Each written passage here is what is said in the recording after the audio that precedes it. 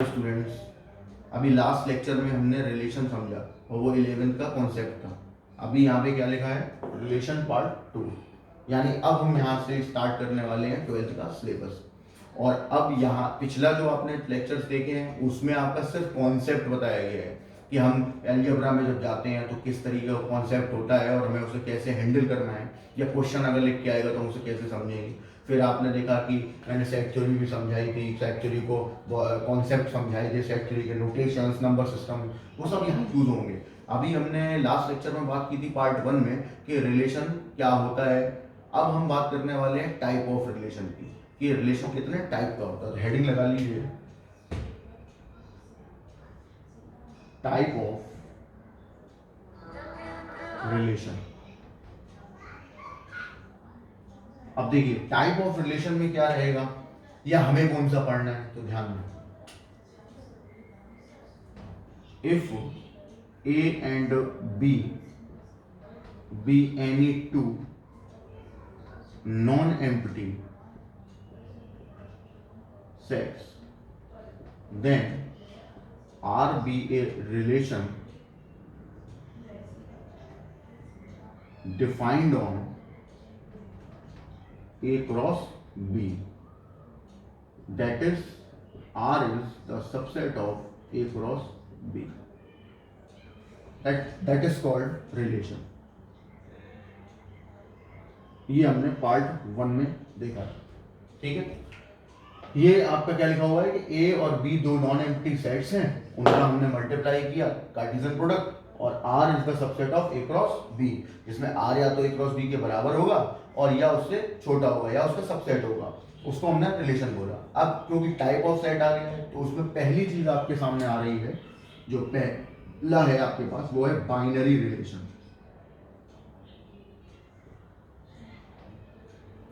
Binary relation, अब देखिए यही हमारा सिलेबस है। आप जो भी आगे कंपटीशन देने वाले हैं, 12th के एग्जाम्स देने वाले हैं, या जो आगे आप जब ग्रेजुएशन में जाएंगे, तो ये बाइनरी रिलेशन से ही आपका मतलब है, ठीक है। आप बाइनरी के भी टाइप होंगे, उसके बारे में हम बाद में चर्चा करेंगे, लेकिन बाइनरी होता क्या है तो देखिए।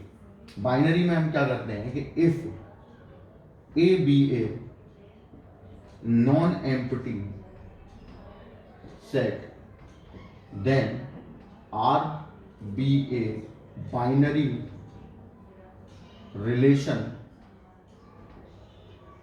defined on A cross A. That is, R is the subset of A cross A. समझ आया डिफरेंस? रिलेशन मतलब R is the subset of A cross B, मतलब रिलेशन को बनाने के लिए हमें दो सेट की जरूरत पड़ती है, लेकिन बाइनरी रिलेशन बनाने के लिए हमें सिर्फ एक सेट की जरूरत पड़ती है, ठीक, जो कि डोमेन और रेंज दोनों का काम करेगा, या डोमेन और सही होगा तो डोमेन और codomain, not a range. Range तो आपको बाद में मिलेगी, तो डोमेन और कोडोमेन दोनों का काम करेगा। तो मैंने क्या लिखा, R is the subset of A cross A, मतलब ए का ए में ही मल्टीप्लाई करने से जो रिलेशन बनेगा that is called binary relation. Note down.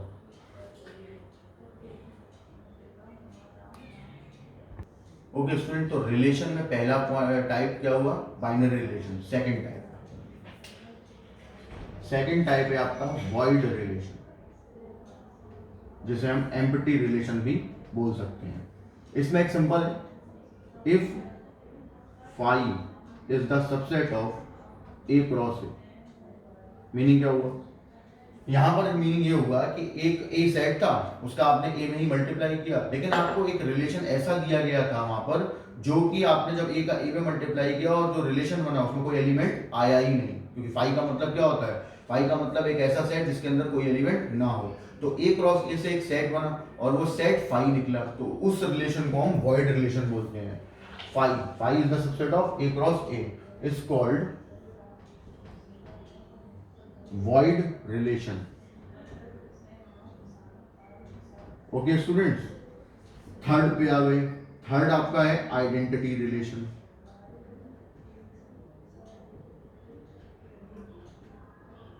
Identity relation क्या था, if I be a identity relation,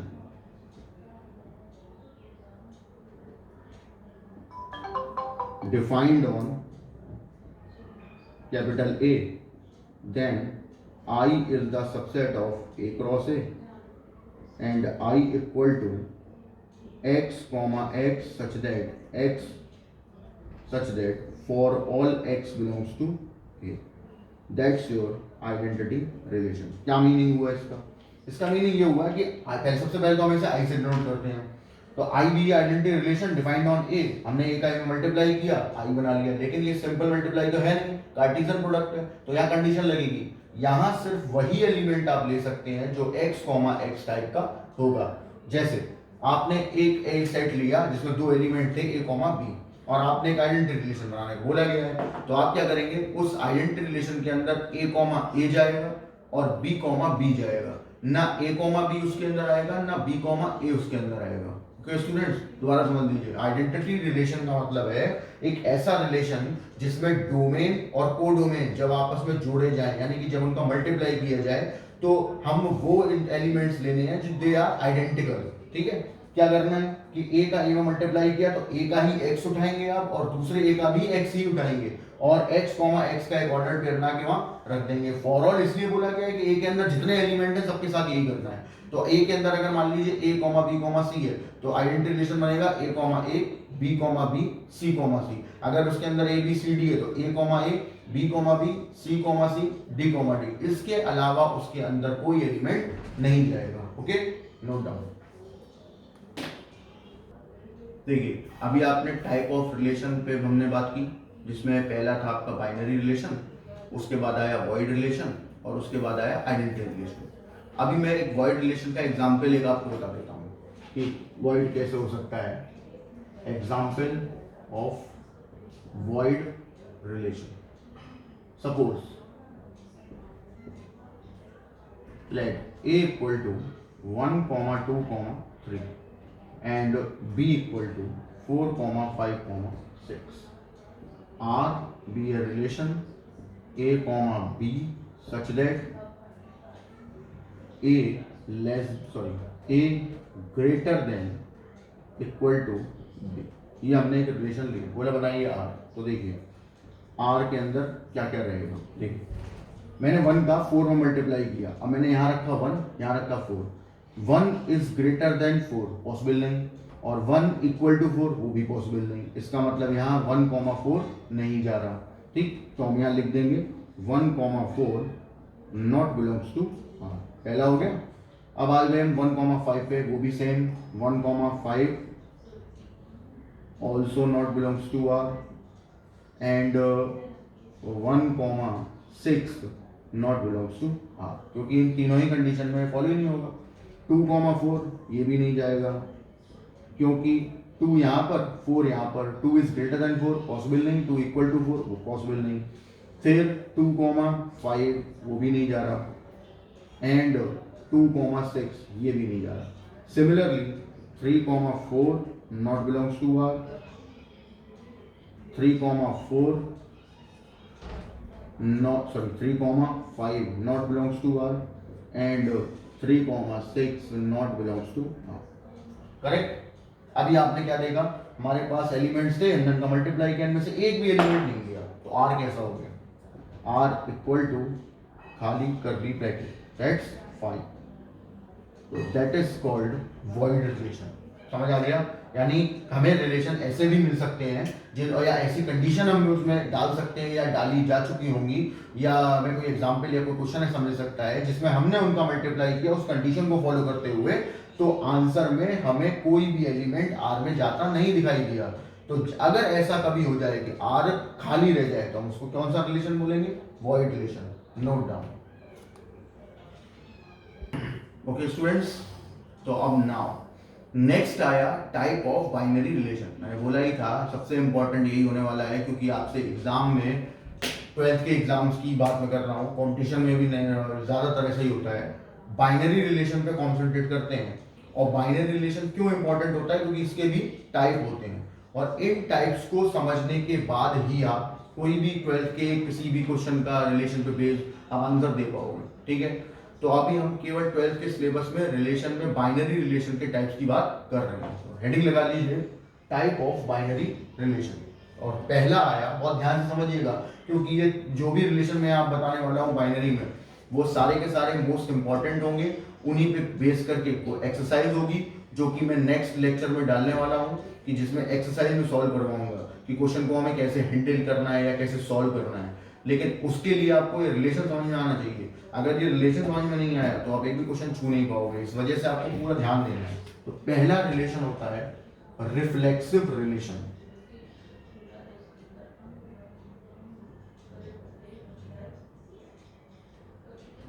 reflexive relation, सबसे पहले मैं इसकी डेफिनेशन लिखूंगा, ठीक है। If A belongs, if capital A be a set and R be a binary relation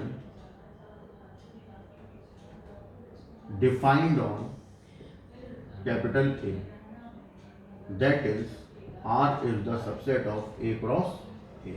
ये तो हुआ बाइनरी रिलेशन। अब करना क्या रहता है, for all A belongs to capital A, then A comma A belongs to capital R होना चाहिए। क्या मीनिंग हुआ इस पूरी बात का, समझते हैं। हमारे पास एक सेट है A, ठीक, ऑब्वियस सी बात है, नॉन एम्प्टी सेट है। R एक रिलेशन है, बाइनरी रिलेशन, जो कि A के ऊपर काम करेगा, डिफाइंड होगा। तो R is the subset of A cross A। अब लिखा है for all A belongs to capital A। For all A belongs to capital A का मतलब ये है कि कैपिटल A के वो सारे के सारे एक टाइप के element A B C D E F and so on, कोई भी एलिमेंट्स सारे लेने हैं, मतलब एक करके सारे लेने हैं। तो अगर for all A belongs to capital A है, मतलब हमने कैपिटल A के एक एलिमेंट पहले A उठाया, तो फिर A कॉमा A R में होना चाहिए, ठीक है। कैपिटल A हमने उठाया, कैपिटल A में से स्मॉल a, और A कॉमा स्मॉल a का ऑर्डर पेयर R में मिलना चाहिए। सिमिलरली हमने B उठाया तो B कॉमा B R में मिलना चाहिए, हमने C उठाया तो C कॉमा C R में मिलना चाहिए, हमने D उठाया तो D कॉमा D R में मिलना चाहिए। और ये सारे के सारे जो एलिमेंट्स मैंने उठाए, इन सभी के ऑर्डर्ड पेयर जो आइडेंटिकली एक दूसरे से जुड़े हुए हैं, A comma A, B comma B, C comma C, D comma D, ये सारे के सारे R में होने चाहिए। अगर ये R में होते हैं तो रिलेशन रिफ्लेक्सिव होगा, वरना रिफ्लेक्सिव नहीं होगा। दूसरी चीज जो कंफ्यूज करेगी, अभी रिफ्लेक्सिव आया है, अभी इसके बाद सिमेट्रिक और ट्रांजिटिव आएगा। सिमेट्रिक और ट्रांजिटिव के बाद जब आपसे जो क्वेश्चन पूछा जाता है वो सिंपल इंडिविजुअली ऐसे भी पूछ सकते हैं कि रिफ्लेक्सिव है, सिमेट्रिक है या ट्रांजिटिव है। लेकिन ऐसा भी पूछा जा सकता है कि एक रिलेशन और होगा इसमें, इक्विवेलेंस रिलेशन, जिसमें आपको रिफ्लेक्सिव, सिमेट्रिक और ट्रांजिटिव तीनों आपको बताने पड़ेंगे। तो उसके लिए मैं आपको बता दूं, जब आप एक रिलेशन की बात कर रहे हैं तो रिफ्लेक्सिव की बात कर रहे हैं तो सिर्फ रिफ्लेक्सिव की ही क्वालिटी उसमें देखी जाएगी, उसके अलावा आपको उसमें कुछ नहीं देखना। फिर सिमेट्रिक की बात करेंगे तो सिमेट्रिक की क्वालिटी देखनी है, और ट्रांजिटिव की बात करेंगे तो ट्रांजिटिव की। अगर तीनों कंडीशन फॉलो हो जाती हैं तब हमारा रिलेशन इक्विवेलेंस कहलाता है, ठीक है। तो रिफ्लेक्सिव दोबारा समझ लेते हैं। रिफ्लेक्सिव का मतलब एक ऐसा रिलेशन जिसके अंदर वो सारे के सारे ऑर्डर्ड पेयर मौजूद हों या वो ऑर्डर्ड पेयर प्रेजेंट हों जो आइडेंटिकली एक दूसरे से जुड़े हुए हैं, और ये जो एलिमेंट्स है वो किसके होंगे, जो जिस सेट में हम वो R को डिफाइन कर रहे होंगे। तो A belongs to capital A, for all A belongs to capital A, तो A कॉमा A का ऑर्डर्ड पेयर R में जाएगा। अब मैं एक एग्जांपल लगाऊंगा, नोट डाउन। ओके स्टूडेंट्स, अब हम एक एग्जांपल समझते हैं। देखिए मैंने एक सेट उठाया कैपिटल A 1, 2, 3, और मैं यहां पर आपको कुछ R बना के दूंगा जो इस पे डिफाइन होंगे, R1, R2, R3 and so on. पहला हमने R1 बनाया 1, 1, 2, 2, 3, 3। फिर हमने R2 बनाया 1, 1, 2, 2, 3, 3, 1, 2। फिर हमने R3 बनाया 1, 1, 2, 2, R4 बनाया 1, 1, 2, 2, 3, 3, 4, 4, और ऐसे और भी रिलेशन बनाए जा सकते हैं। ये मैंने अपने एग्जाम्पल के लिए बता रहा हूँ मैं कि ये एग्जाम्पल मैंने अपने तरफ से तैयार किया आपको समझाने के लिए। अब आपको हर बार ऐसा बनाना नहीं है, आपको बना बनाया मिलेगा, बस तो आपको आइडेंटिफाई करना पड़ेगा रिलेशन है कौन सा। तो देखिए 1 2 3 हमारे पास एक सेट है जिसमें हमारे पास R1 R2 R3 R4 relation है। मैं सबसे पहले से स्टार्ट करता हूँ। पहले हमने R1 उठाया, मैंने देखा कि 1 A में बिलोंग कर रहा है, तो फिर मैंने देखा 1,1 R में होना चाहिए, बिल्कुल है। फिर हमने देखा 2 है तो 2,2 होना चाहिए, वो भी है। फिर 3 देखा तो 3,3 भी है। इसका मतलब है पहला रिलेशन आपका रिफ्लेक्सिव। क्लियर। अब हमारी सेकंड पार्ट, सेकंड वाले में 1,1 ठीक है, 2,2 3,3। अब यहाँ 1,2 हो ना हो, लिखा हो नहीं लिखा हो, उसको कोई फर्क नहीं पड़ रहा। आपको सिर्फ मैंने क्या बोला, आप जब रिफ्लेक्सिव चेक कर रहे होते हैं तो आपको रिफ्लेक्सिव की ही क्वालिटी देखनी है। तो यहाँ रिफ्लेक्सिव की क्वालिटीज पूरी हो रही है, 1,1 2,2 3,3, मतलब that is also reflexive relation. अब हम एक थर्ड वाले में, इसमें क्या था, 1 था 1,1 हो गया, 2 था 2,2 हो गया, लेकिन यहाँ 3 था और यहाँ क्या है 3,3 गायब है। तो इस वजह से ये वाला रिलेशन रिफ्लेक्सिव नहीं होगा, क्योंकि इसमें एक पॉइंट जो है वो नहीं आया, उसका ऑर्डर पेयर है ही नहीं। सिमिलरली R4 पे गए, 1,1 2,2 3,3 कंप्लीटेड, लेकिन 4,4 कहां से आया, क्योंकि 4 तो सेट में ही नहीं है। जब सेट में है ही नहीं, तो मैंने क्या बोला था कि कोई भी R हो, कितना भी बड़े से बड़ा हो, लेकिन जब हम उसका रिलेशन बनाते हैं तो वो रिलेशन A क्रॉस A से बड़ा नहीं होगा, और यहाँ पर A क्रॉस A से बड़ा हो जाएगा, क्योंकि जब आप इसका मल्टीप्लाई करेंगे तो उसमें 4,4 आएगा ही नहीं। इस वजह से R4 not a reflexive relation. Okay students, note down. Okay, अभी हम नेक्स्ट एग्जाम्पल रिफ्लेक्सिव का समझते हैं, जो एग्जाम्पल आपको एग्जाम्स में पूछा जाएगा या बुक में मिलेगा, एक्सरसाइज में मिलेगा, वो कैसा होगा। तो देखिए, अभी मैं रिफ्लेक्सिव की बात कर रहा हूं। If A be the set of all lines in XY plane, क्या मीनिंग हुआ, हमने एक ऐसा सेट उठाया A जिसमें XY प्लेन की सारी लाइंस हमने उठा के रख ली, ठीक है, and capital R be the relation defined on capital A, और R एक रिलेशन है जो A पे डिफाइन हो रहा है। अब ये रिलेशन है क्या, ये क्या दिया गया है, R equal to L1, L2। यहाँ L1, L2 का मतलब है जो दो लाइंस हैं, उन्होंने उसको डिफाइन करने के लिए L1, L2 ले लिया, L1, L2 such that L1 parallel to L2, ये है रिलेशन। Then check whether R is reflexive और नॉट। देखिए क्वेश्चन समझ लेते हैं। क्वेश्चन में आपसे ये बोला गया है कि हमारे पास एक सेट है एक्स लाइंस का, XY प्लेन में लाइंस रखी हुई है, ठीक है। R be the relation defined on A, और R क्या है, हमने दो लाइंस ली जिन्हें रिलेट किया, लेकिन वो रिलेशन क्या होना चाहिए, हम लाइंस वही ले सकते हैं जो आपस में पैरेलल होंगी, ठीक है।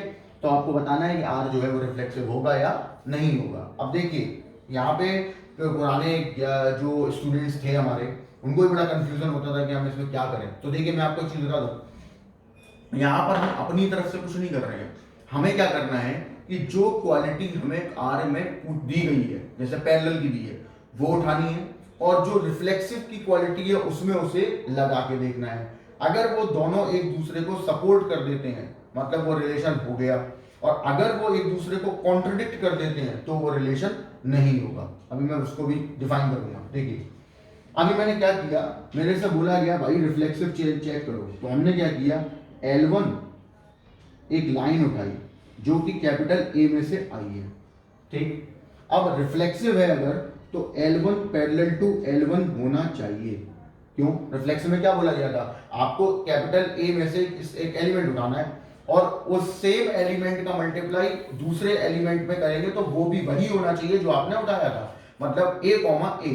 तो देखिए यहाँ पर L1 बिलोंग्स टू A, तो इसका मतलब L1 यानी क्या होना चाहिए था, L1, L1 belongs to R, और ये तभी होगा जब R की जो कंडीशन है उसको L1 L1 सेटिस्फाई कर रहा होगा, ठीक है, और बिल्कुल कर रहा है। L1 पैरेलल टू L1, कोई भी लाइन अपने ही पैरेलल जरूर होती है, ठीक बात है ना, कोई भी लाइन अपनी ही पैरेलल जरूर होती है। ये चीज हम 10th में या 11th में स्लोप की कंडीशन से समझ सकते हैं। हमने बोला गया कि दो लाइंस है हमारे पास, उनके स्लोप आपस में बराबर है तो वो पैरेलल होती हैं। उसी तरीके से अब L1 है, उसका स्लोप मान लीजिए m है, तो जब दूसरा L1 होगा उसका भी स्लोप m ही होगा, दोनों आपस में बराबर होंगे, तो they are parallel to each other. इस वजह से आपको यह ध्यान रखना है कि L1 कोई भी लाइन अपने ही पैरेलल जरूर होती है। अब आप L2 उठा लेंगे तो L2 L2 भी आएगा, L3 उठा लेंगे तो L3 मतलब सारी की सारी लाइन अपने ही पैरेलल जरूर होंगी। इस वजह से वो क्या रिलेशन शो करेंगी, रिफ्लेक्सिव रिलेशन। तो so that R is reflexive relation. Okay students, note down. Okay students, अभी मैंने एक नेक्स्ट एग्जांपल और तैयार किया है। वो एग्जांपल सेम है, बस केवल एक चेंज किया है मैंने। देखिए ध्यान से, capital A be the set of all lines in xy plane, R be the relation defined on A, तो capital R equal to L1, L2 ordered pair such that अब रिलेशन क्या हो गया, परपेंडिकुलर का। और आपसे क्या पूछा गया है कि R रिफ्लेक्सिव होगा या नहीं होगा। अब देखिए यहां नहीं होगा, आंसर होना क्या चाहिए, L1, L1 belongs to R, लेकिन ये होगा तभी only when L1 perpendicular to L1। अब जरा सोचिए, ऐसा कभी पॉसिबल है, नहीं। कोई भी लाइन अपने पैरेलल तो हो सकती है, परपेंडिकुलर नहीं हो सकती। समझ आ गई बात। तो L1 not perpendicular to L1, और जब परपेंडिकुलर नहीं होगी तो R में नहीं जाएगी, और R में नहीं जाएगी तो R रिफ्लेक्सिव नहीं होगा। क्योंकि जैसे L1 L1 के परपेंडिकुलर नहीं है, वैसे L1 L2 के परपेंडिकुलर नहीं होगा, L3 के परपेंडिकुलर नहीं होगा, L4 के परपेंडिकुलर नहीं होगा, सारे के सारे आपको चले गए। अब क्या, और हमें क्या चाहिए था, हमें चाहिए था कि A के जितने भी एलिमेंट हैं वो आइडेंटिकल ऑर्डर्ड पेयर शो करें R के अंदर, A, B, C, और यहाँ तो पहला ही रिमूव हो रहा है, तो इस वजह से वैसे तो आगे जाने की जरूरत ही नहीं, क्योंकि जब पहला रिमूव हो गया और आगे के मान लो आ भी जाते हैं तो भी वो रिफ्लेक्सिव नहीं होगा। इस वजह से यहाँ L1 परपेंडिकुलर टू L1 नहीं हो रहा, तो L1 और L1 R में नहीं जा रहा, मतलब R is not reflexive. Okay students, अब मैं समझता हूं कि आपको ये रिफ्लेक्सिव रिलेशन समझ में आ गया होगा। इन केस नहीं भी समझ में आया तो कोई टेंशन लेने की जरूरत नहीं है, आप वीडियो को पॉज कर करके एक एक बात को ध्यान से समझना। उसके बाद जब मैं एक्सरसाइज करवाऊंगा तब हम उसको कंटिन्यू करेंगे, और मैं दोबारा से फिर आपको समझाऊंगा कि रिफ्लेक्सिव रिलेशन या डेफिनेशन एक बार याद दिलाऊंगा, फिर उसका क्वेश्चन करेंगे। अभी हम नेक्स्ट पॉइंट पे चलते हैं जो है सिमेट्रिक रिलेशन। फिलहाल आप इसे नोट डाउन कर लीजिए।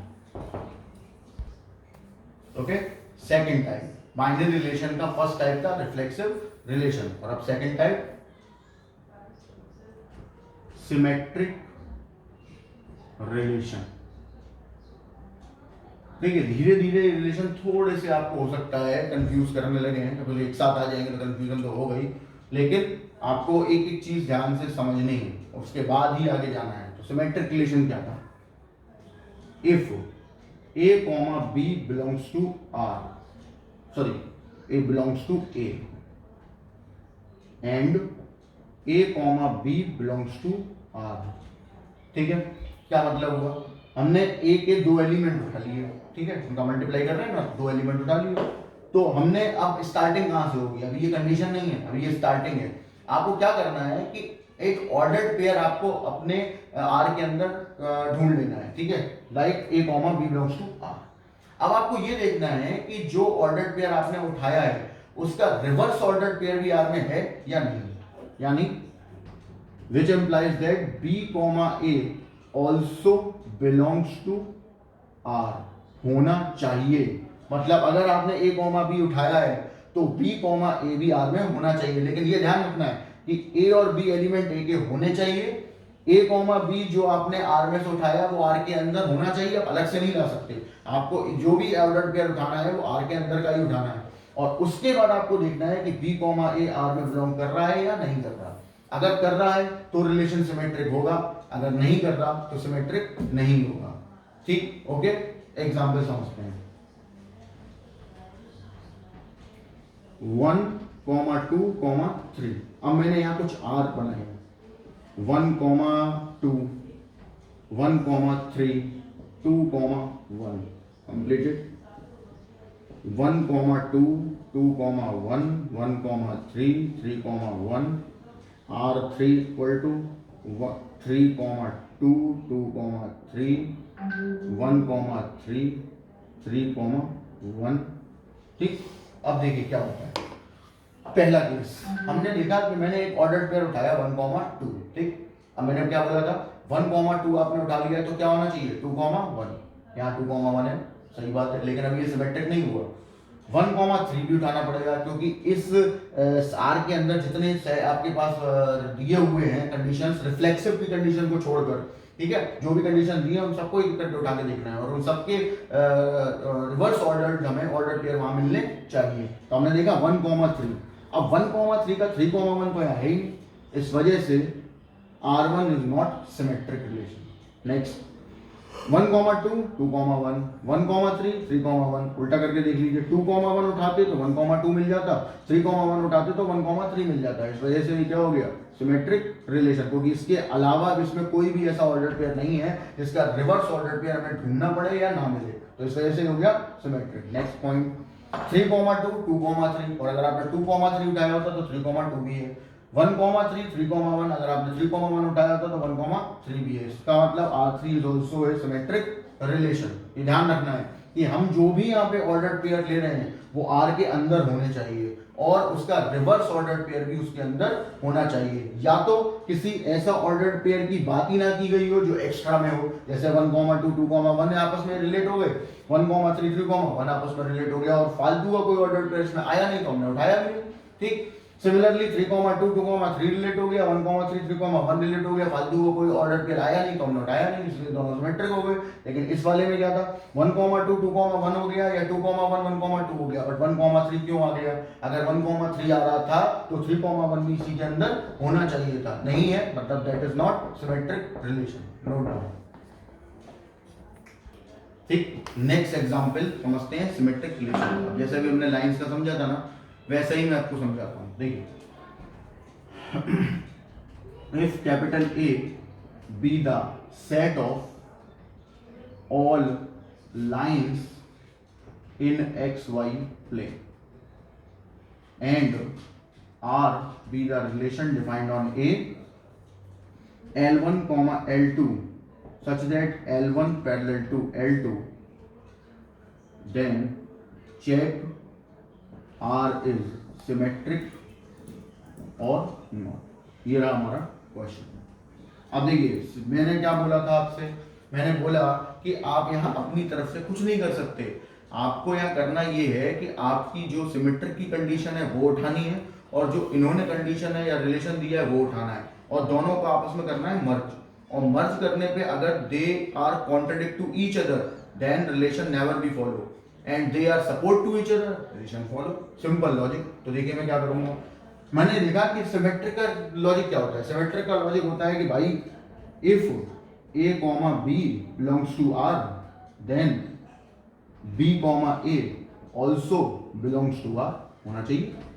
बात खत्म हो गई, ठीक है।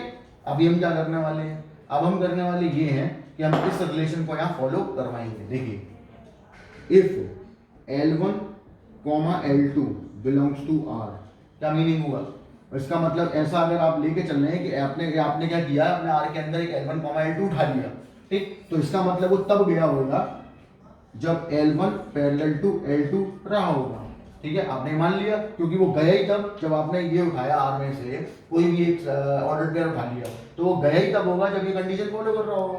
तो इसका मतलब हमने ये लेट किया, मतलब अपनी तरफ से कोई एक ऑर्डर पेयर उठा के रख लिया है। अब मैं देखूंगा इसका उल्टा जा रहा है कि नहीं जा रहा, तो ध्यान दें अगर L1 पैरेलल टू L2 है तो फिर L2 पैरेलल टू L1 भी होना चाहिए, सही बात है।